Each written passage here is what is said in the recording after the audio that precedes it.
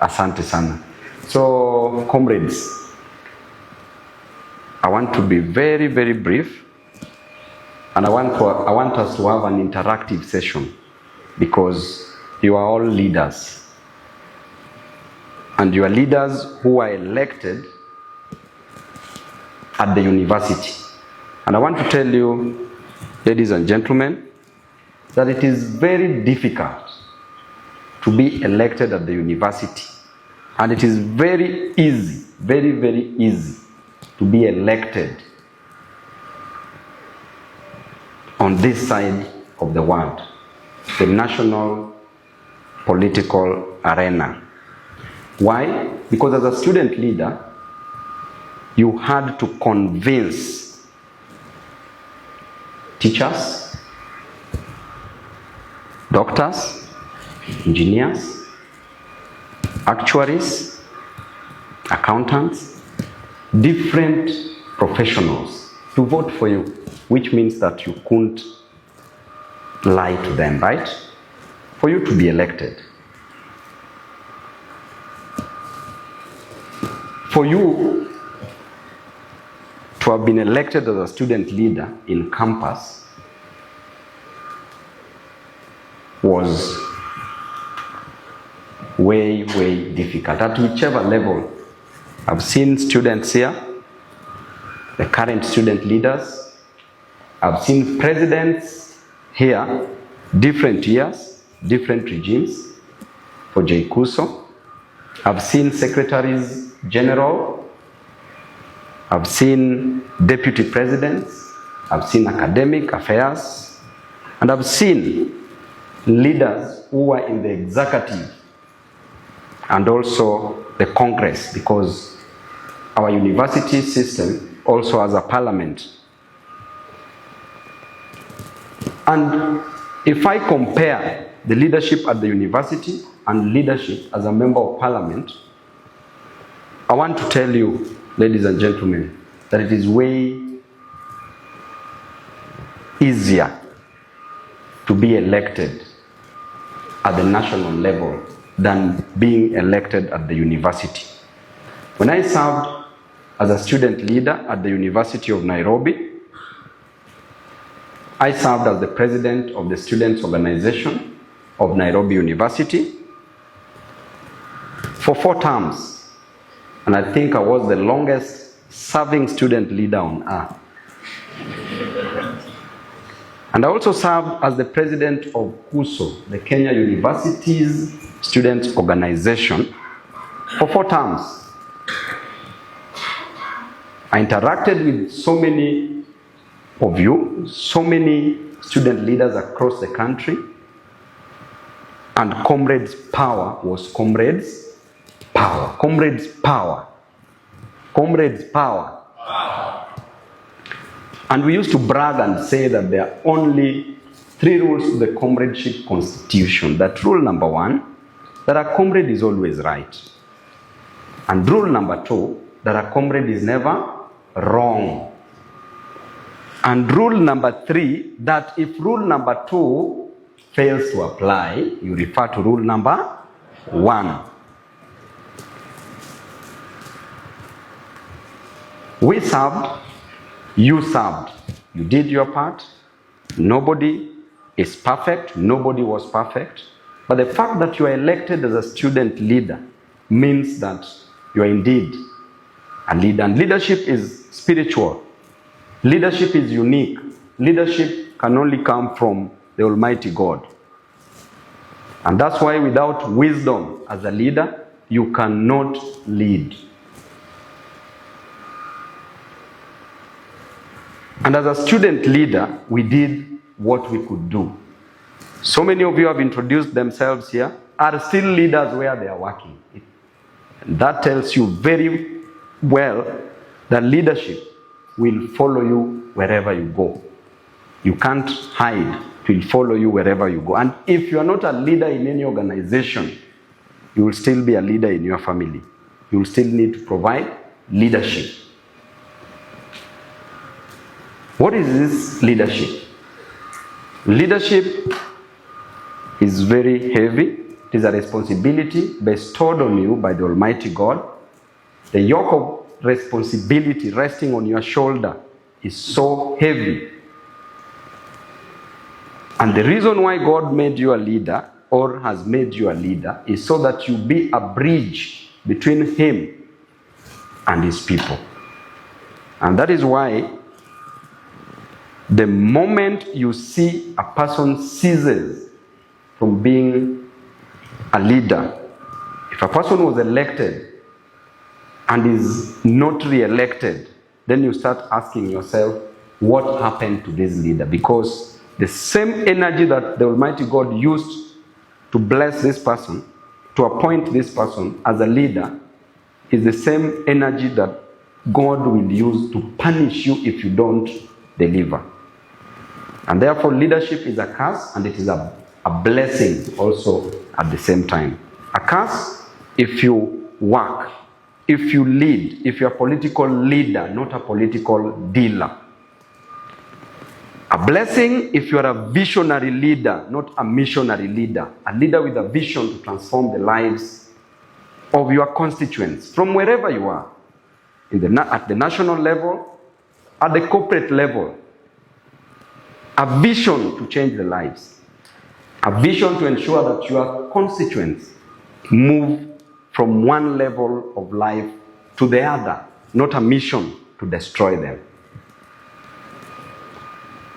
And therefore, leadership becomes challenging because this is the only position where your electorates, when they elect you, they elevate you to the highest point of ignorance.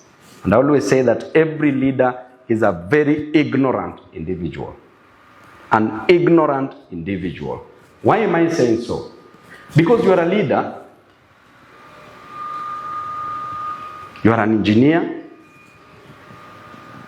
you are an advocate, but you are expected to lead all doctors. You are a leader of all doctors.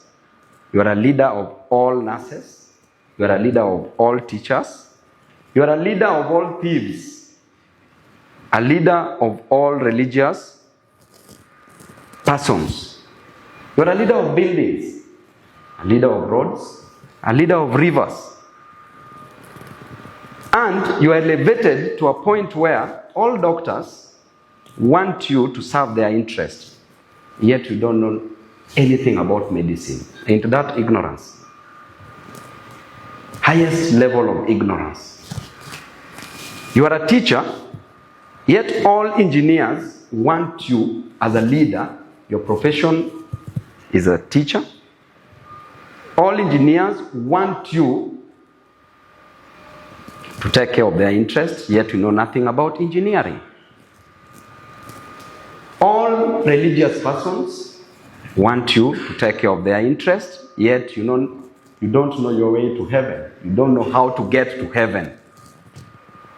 All thieves want you to take care of their interests, although most leaders in Kenya know how to steal.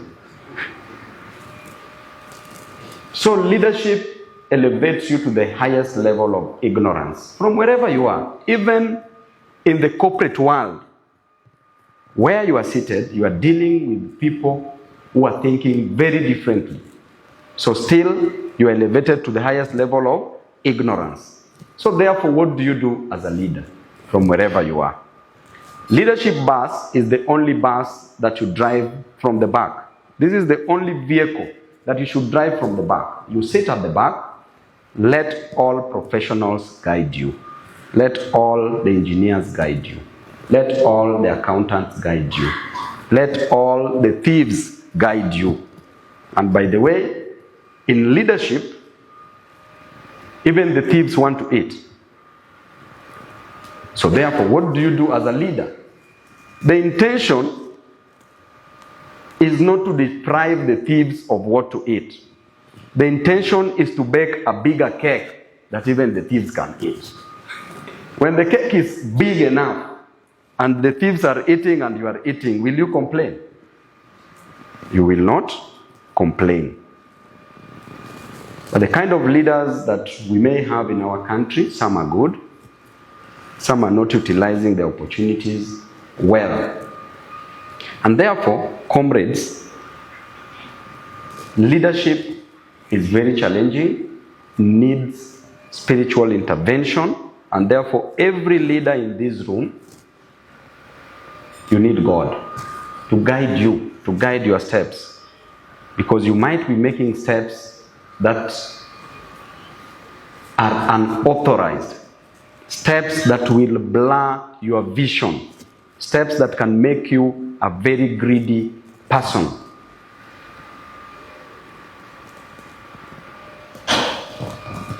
As I come back to what engineer advised me to do, when I left the University of Nairobi in 2017, I was still a student leader and a president of SONU.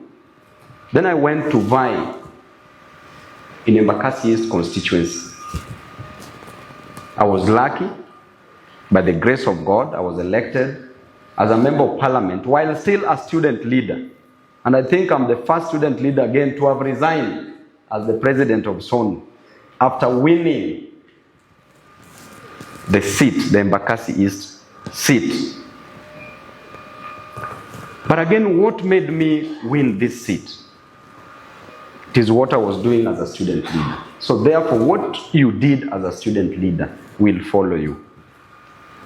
We've seen so many student leaders who served, even during as far as Moi's era, student leaders who were stooges of the government. They've been trying to vie up to date and they don't get the seats. Why? Because you are known. The comrades know you. At least in every village, there is a student in this country. In every extended family in this country, there is a student.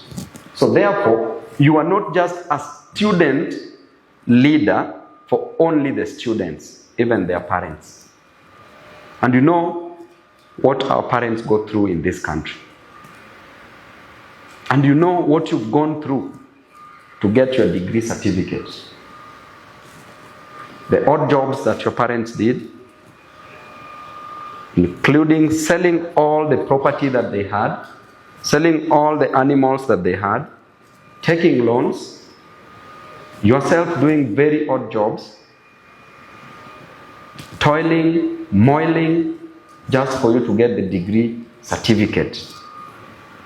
Then as a student leader, you either decided to disappoint the students or you decided to elevate their spirits by fighting for their interests. The easiest way to transition from the student leadership into the national political arena is by working as the current student leaders who are here. You have to work for your constituents. You have to work for the students. When help delays, it might be a small thing, but that help to a student is so serious because without the help, even a student cannot travel from the village to the university. No accommodation, no tuition. You can't, no food, you can't do anything. The easiest way is to fight for that interest. Ensure that help is released on time. For those who are there, we did it together. Some of us did it, some of us didn't do it. But again, there's always another chance. Some of you might be called failures in leadership, but failure is not the opposite of success. It is part of success. At least you had learned something from it and you can do better. And therefore, it does not mean that if you didn't do well as a student leader, you cannot do well in the political world, in the national political world. So the easiest way was for you to deliver and to deliver to your constituents who are the students. Right now, majority of you who are here, you will still want promotions, that is positions of leadership. Some of you will want to join us in 2027, some will want to join us in 2032, and majority, by the way, may want to join us from 2027. And I want to tell you that we are here and we are here for you. We want to ensure that at least you get these seats. You have to appeal to the interest of the people the same way you are appealing to the interest of the students. Because if you are elected as a student leader, then just outside here, it's way easier for you to just appeal to the issues of concern, to the interests of the common mwananchi, because that is what they want to hear. That is what you have to do for an easier transition.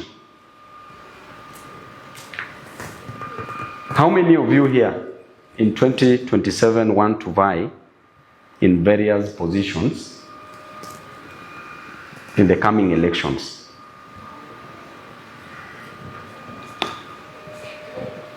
I can see Mike ako pale, can see engineer ako hapa, can see the Secretary General, current Secretary General JKUSO, can see another gentleman there.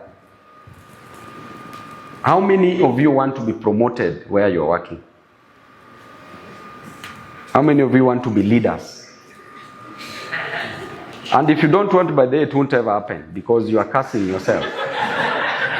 Because a tongue is so powerful.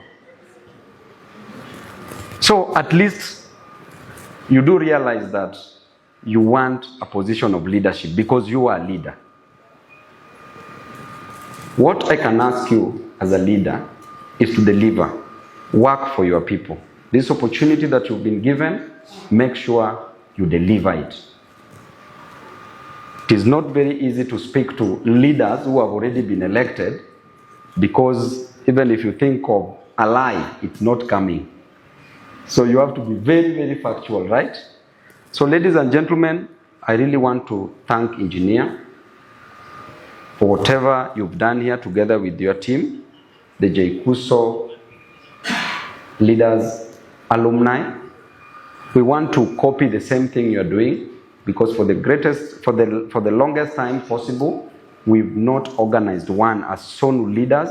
We are only existing in a WhatsApp group. And in that WhatsApp group, we have 3 WhatsApp groups, each containing around 1,000 student leaders, both current and former student leaders. But I want us to come together, because I know that this nation can only be changed by people who are educated.